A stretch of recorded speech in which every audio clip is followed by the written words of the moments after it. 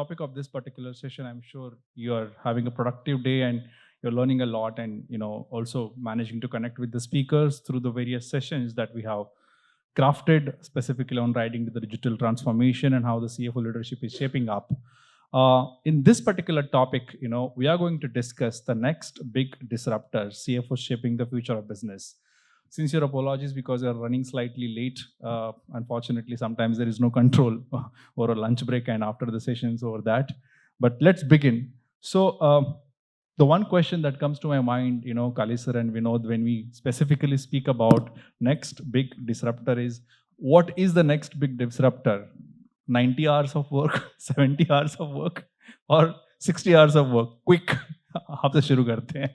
Good thing is probably it's going on the descending order, 90, 60, and probably, hopefully, people will settle at where the world is right now. When I saw the audience out here, I was actually a little bit nervous, having butterflies in the stomach to see everybody suited and booted, and said, "Let me roll my sleeves and sit." That's the dress code to start. I think there are two parts to it. The one that I see is something which is really going to disrupt in the long run. We all are aware about profits, and this community is well versed about profits more than anyone else. The world is actually moving towards profits with purpose. Purpose is going to be really, really critical. And when I say purpose, it is not about doing good, it's about being good. As an organization and as a society, are we able to embed purpose into an organization? Therefore, we work for an environment with costs, and we ensure that we leave the planet much more responsible, is going to be really, really critical. And therefore, from a CFO's perspective, how are you going to see this both from long term and short term?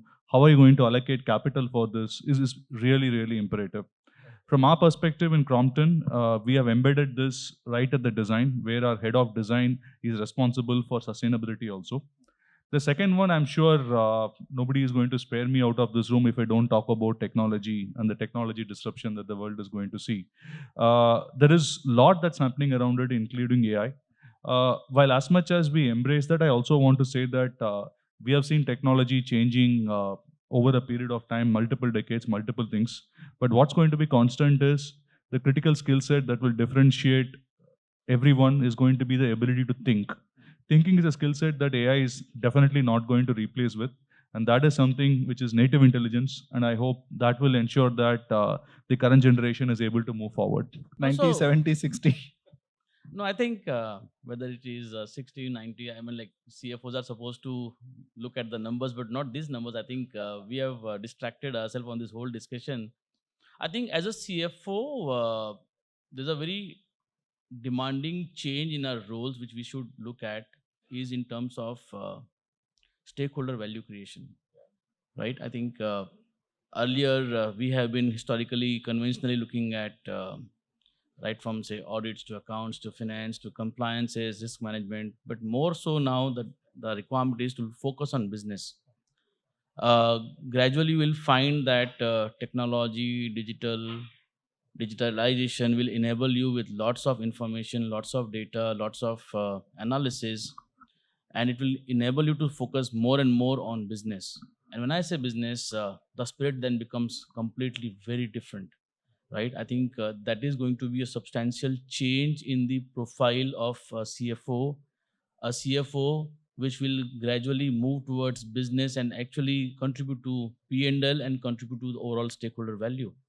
Saw the recent example like HUL Unilever CFO now taking over the P&L position. I think you will see more and more such of these examples. Of course, there have been in the past, but this will more prominently happen now. So I think historically from compliances to risk management, now that anyways remains there. Now the focus will move towards how to create a sustainable stakeholder value. Good to begin with, I was expecting some strong headline type answers, which one of the leading CEOs gave, and then it became a news for a couple of weeks. But anyway, good to begin with this. Maybe everyone has, prepared really well on that particular part.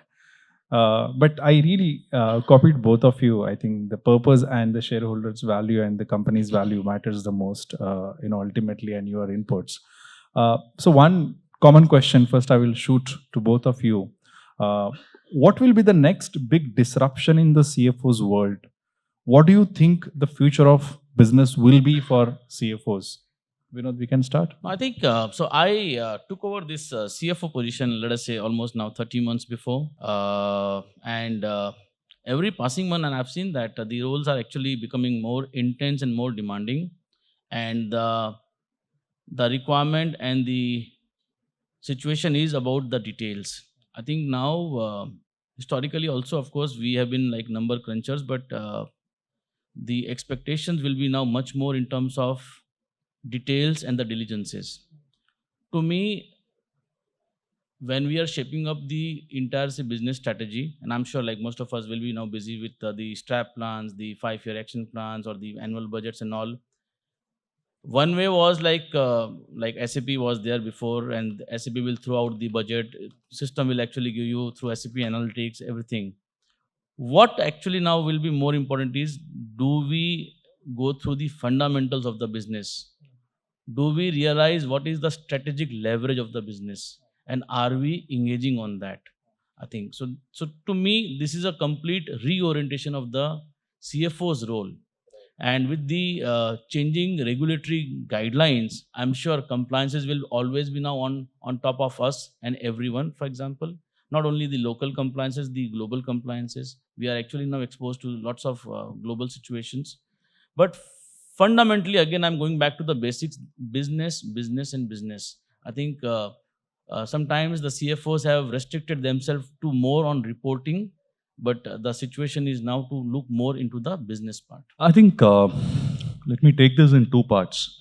While there is a lot that's happening on technology and technology-led disruption, whether it is AI, ML, etc., I still see them as efficiency drivers. There is a lot that you can do where your routine transactions can be automated. You can optimize manpower. You'll be able to do better planning and forecasting, etc. Adding to what Vinod said, today, if I have to look at my role in the organization, my MD is no more looking at me to come and flash what has been the MIS of last month, or what's the AOP is going to be, or what's the audit is going to happen for this quarter and how it's going to be. It's about he wants me to have a point of view, a clear point of view on how are we going to transform sales. He wants me to have a clear point of view on what do you want to do on your supply chain. Do you want to do on in-housing or outsourcing? He wants me to have a clear understanding of where is my consumer and what is the profile of my consumer. Do I know how do they behave and what is going to drive consumption? Why is this important from a CFO's perspective? It's gone where those days where you want to see a CFO as a traditional person who will do ABC things. I think panel after panel, year after year, we have talked about how CFOs are moving as a strategist, a business partner, etc. This is real. I think I could clearly demarcate today. If forget about the CFO, if I have to hire someone in my team, I'm extremely clear that as to I want someone who comes from an out and out business understanding, because I know that technology can take over the day to day. If it's a book close, if it's a reporting, if it's a financial planning, all those are given. I need somebody who can augment me in thinking business and driving business forward. And if I am looking at that skill set for my team, my shareholders are also expecting me to behave in that manner as somebody who's responsible for public money. When you say, where is the customer? In fact, that's the question that everybody has today. Earlier, retail companies and FMCG companies knew that XYZ are my customers, but after Swiggy, Zomato, and quick commerce and e-commerce, they do not know whether they are my customers now. Maybe they are, but through third party and not directly to them. In fact, the same question that we ask ourselves in the newsroom almost every week: who's my reader? and where is my reader? Because the world is changing. The people are consuming content through WhatsApp and not through the traditional ways.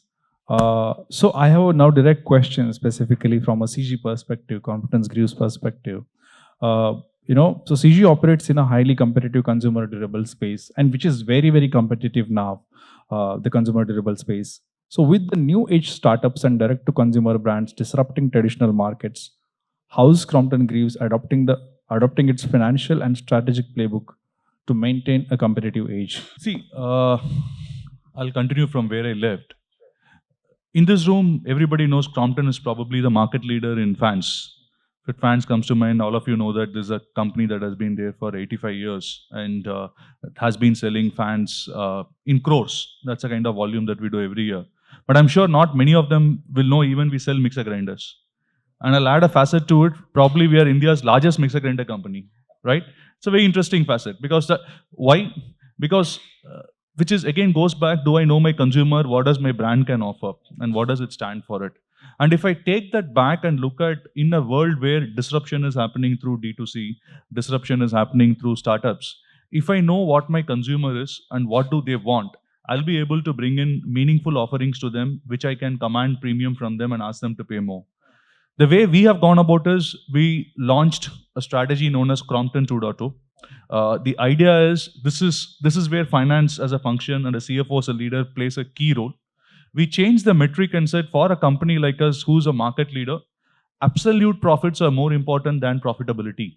And that means that I need to drive revenue growth rather than profitability. Many organizations are obsessed with what's your EBITDA margin, what is your PAT margin, and how much is that you're going to generate there. We moved in by saying what's your revenue growth, and can I get absolute growth that is on profit growth that is better rather than chasing margin. It's a needle moving shift. What it does, for example, we are in pumps. In residential pumps, say we make about 30% gross margin. In a category like agri pumps, for a large point of time, the company was not interested because they felt that's a 20% gross margin business. But then the moment we shifted the needle to focus on absolute profits, we felt the per unit profitability is much higher, and it helped us to re-strategize this. So that's the underlying pin on which we redid the entire Crompton 2.0 strategy, focusing on few things like consumer-centric innovation, agile supply chain, where we are balanced between what should be in-house and what should be outsourced. Supply chain doesn't mean that you always need to in-house. You need to know horses for courses. We did sales excellence as a pillar, where we wanted to digitize the entire sales field and how do we automate that and take it forward. And across the organization, we wanted to also work on simplification of processes. Many a time, bureaucracy is a killer in organizations, whether it is large corporate or small corporate. Bureaucracy comes in mainly because you have an SOP that is not updated enough to know what is required for the business today. It's a dated practice that you try to implement, and that slows down business decision making. So these are 4 or 5 pillars on which we are built in. This has helped us to further garner market share against some of the D2C companies or startups that we have seen. Today, we believe we are also one of the largest player in e-commerce. Considering that we are known for traditional trade, even in e-commerce, we are one of the largest player. The strategy is still playing out. It's only about 2 years since we have launched Crompton 2.0. We expect this to take it to the next level. But what I want to underpin is disruptions are going to here for stay. We need to reinvent ourselves. And staying put where we are and looking at past laurels will definitely not help us to go to the next level that we want to. Certainly, that was quite meaningful one. So Vinod, let me come to you and understand more now on the cement industry part. While consumer durables and specifically retail FMCG are huge in terms of the disruptions, I'm sure the B2B side will have slightly less disruption. But the growth story is intact, right? The infrastructure, the consumption, and the real estate is booming like there is no tomorrow. So how do you see the whole disruptions of the cement industry and how the CFOs are managing it? Is the demand high for supplying the goods in a real time versus what used to do it earlier? How's that dashboard looking now? When I look at say cement industry, which is almost like 100+ years industry, in fact, ACC alone itself, the first plant came up way back in 1904 at Lakeri. So cement is like quite a old industry in the country. And it is my favorite topic that this industry, which is a century old, is getting younger in the next decade, right? I think this industry is going to see an investment of almost 2 lakh crores in next 5 years, including from Ambuja, ACC, and all the other large players. And good thing is, first time like when we took over business in September 22, and somewhere in December 23, when we did a thorough review, and then we thought like the biggest USP for my business is my group's synergy, and then we announced that we want to achieve a cost reduction of almost 370 rupees per ton, and cost became our main theme, our strategic say leverage, and backed by the strength and synergies of the group. Now, for example, this is like one level of detailing which is absolutely required. Every business has one anchor. To me, the anchor is efficiency, productivity, and cost. Now, when we look at historically, cement has been very carbon emitting industry, but now everyone, after when we announced 1,000 megawatt of say green power, and when we announced 60% of the cement will be produced with green power, practically you have seen a couple of more announcements coming from the other competition. When we said we want to achieve certain things from sea logistics, it is like very innovative in terms of when we said moving more on WHRS and alternate fuel on ESG, for example. Most of our now discussions when we start looking at say ESG, and even when you interact with the investors nowadays, the CFOs have to by default know all the ins and outs of say ESG. But more importantly, when you do your budgeting, planning, and everything, you will give lots of weightage to that. And again, you will actually ensure that the payback period of these investments are also much better than your normal, for example, investments. Now, so there's a disruption. The disruption is A, in terms of say cost, which is happening in the industry. B, the disruption which will happen in terms of the supply chain.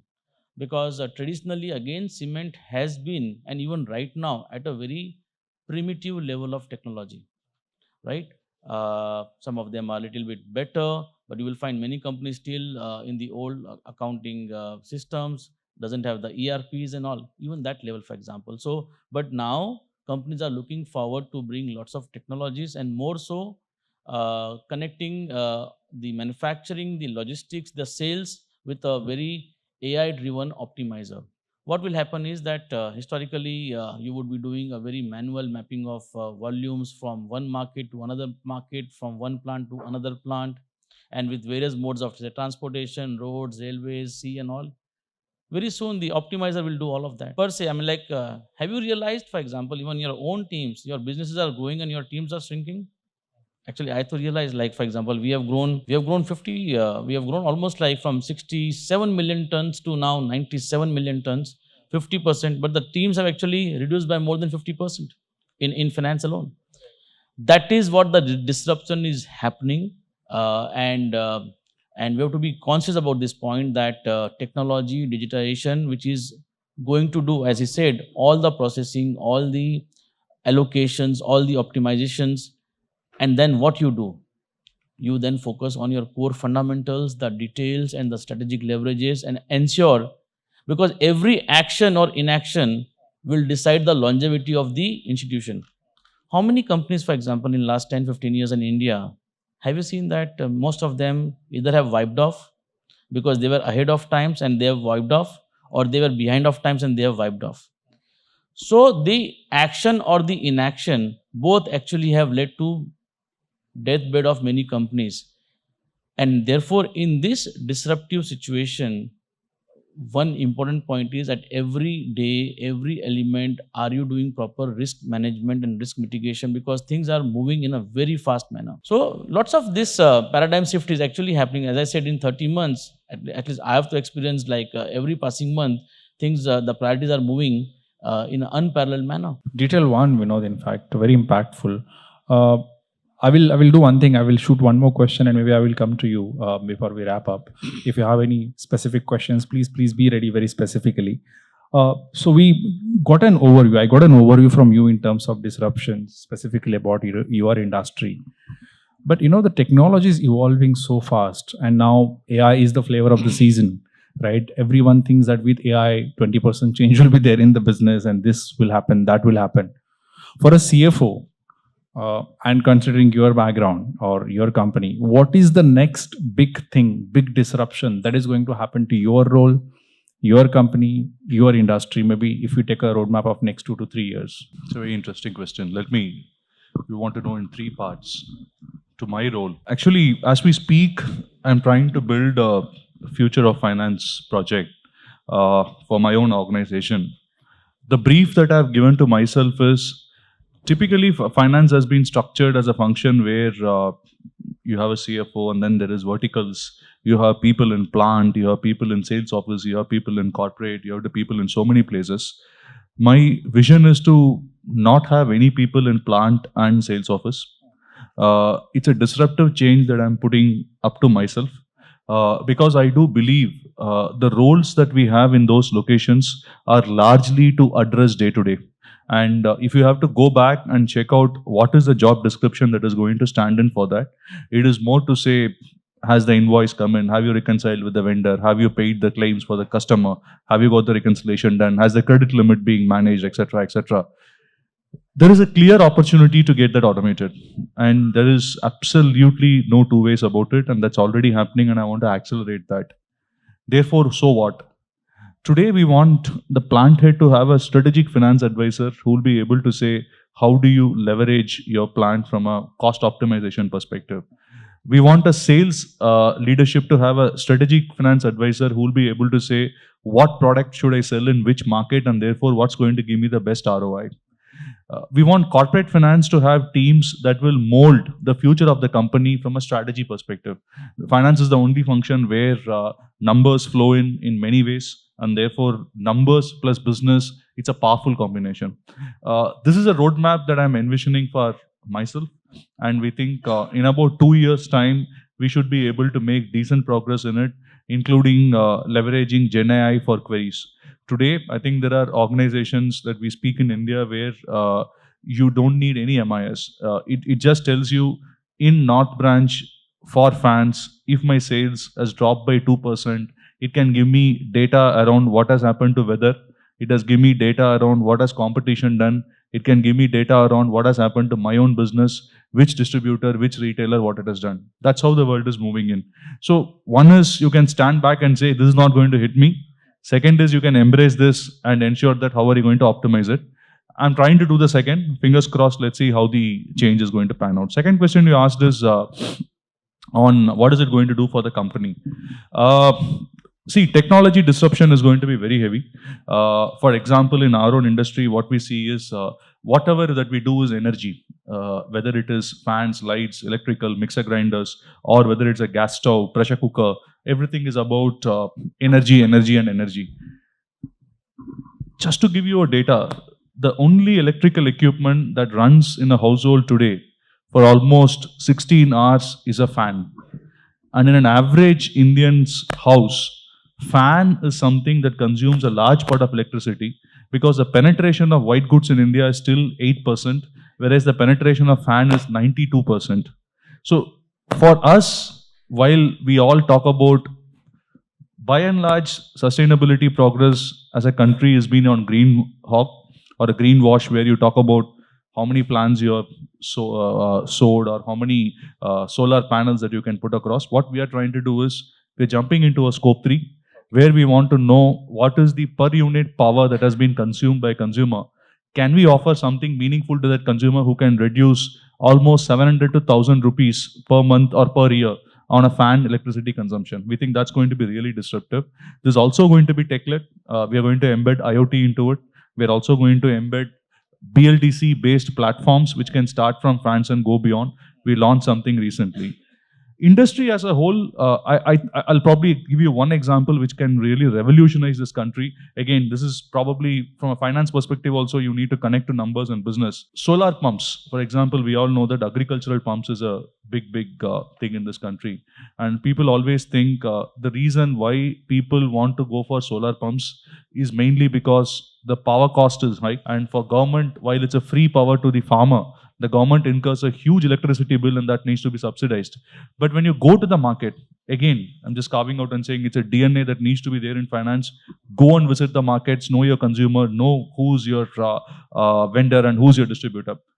I went and figured it out that Astubas, when we were doing this market visit in a village 200 kilometers away from Patna, power is not available 24/7. It comes in and goes at very odd hours. And for the farmer, he has to go and buy diesel for about 80,000-90,000 rupees per year and then make that pump run so that water is available to the crop. Today, solar pumps are actually not only coming in from the perspective of giving this entire energy saving to the country, it's actually creating a livelihood with a 1 to 3 year payback to the farmer by giving continuous water supply, which can ensure that the stand-in crops can be protected. So that, I think, it can be a great disruptor. it could be one more revolution where renewable energy in many ways can really disrupt this country to the next level. I talked about solar as one example. There are multiple sources of energy that is going to come in that we will see. I'm sure Vinod is someone who's already part of some of this as a part of his organization. But this, I believe, is going to be a very, very big disruptor to our industry. Certainly. In fact, just to on a softer side, somebody in Punjab was trying to disrupt bike with the solar pump. He was trying to see whether the bike can be run on a solar pump, and that could be the game changer disruption for sure. I think. So, but anyway, Vinod, please go ahead. No, I think I will keep it very simple. But in our discussions, I think one thing should also come out is the growing roles of GCC, which also is going to make finance more and more redundant. I think you have seen in last few months the headlines of global capability centers. And I think they will actually perform much better, almost 70-80% of your activities, which actually will result into you to look at what next. To me, I think go back to the basics, go to the roots, visit the plants, visit the markets, experience it, because AI and all also will have to be built in. The logic has to be first validated by who? By the finance. I mean, like I've seen, we also like work on some of the AI tools and all, and I've seen that there are sometimes the flaw goes into the whole logic, and then the whole business gets disrupted negatively. So I think foremost, when you have to revalidate the AI itself, and that is what, for example, we should go to the basics, have the first-hand experience, which somewhere I think off late, how many of us like visit the manufacturing units? How prominently we go there? How often we connect with the dealers, with the retailers, get the pulse of the market. Once you know that, I think that is what I've been harping, that business, business and business. Once you know the fundamentals of the business, then I think technology, AI, chat GPT, whatever Gemini and whatever like series and all your new team members, these are like going to be your new team members, by the way. So your teams are shrinking, but these are like new team members who will come, Power BI and SAP analytics and all of that will be there. But unless and until we don't know the basic fundamentals of the business, nothing of this will work. There will always be challenges. So my point is, in this lean hours, we should in fact go back to the core and then come back and then revalidate the technologies. I'm keeping very simple. I think this is like what my practical experience has been. And the biggest learning is when you are on the ground. Okay, so certainly. In fact, I kept thinking, yes, fundamental is the way. That was an excellent explanation and remarkable thoughts from Kaleeswaran, you too. What I will do is, time is slightly limited, but I will still take a quick question. As I said, anybody has any question? So EU is contemplating carbon emission norms. So if those are implemented, could be a very big disruptor for all the many companies in India. So how do you think a CFO would play a role in that? So you said EVs, electric. Sorry, so you said no, carbon emission norms. Carbon emission norms. Okay. So yes.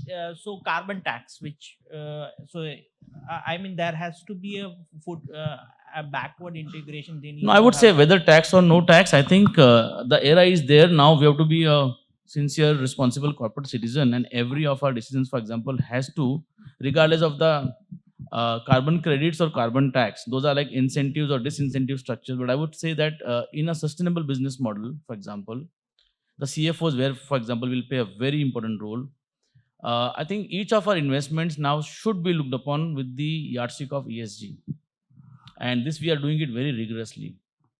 So CFOs will prominently play their role, and they will also be careful about not beating down any of such strategic initiatives on purely return basis, because many things of them will not be purely on economics. Although to me, surprisingly, in my industry, ESG is a highly value accretive investment, and you will be surprised, actually it adds a good value on the ROCE. But that is for, say, luckily for cement, and I'm in a sweet spot.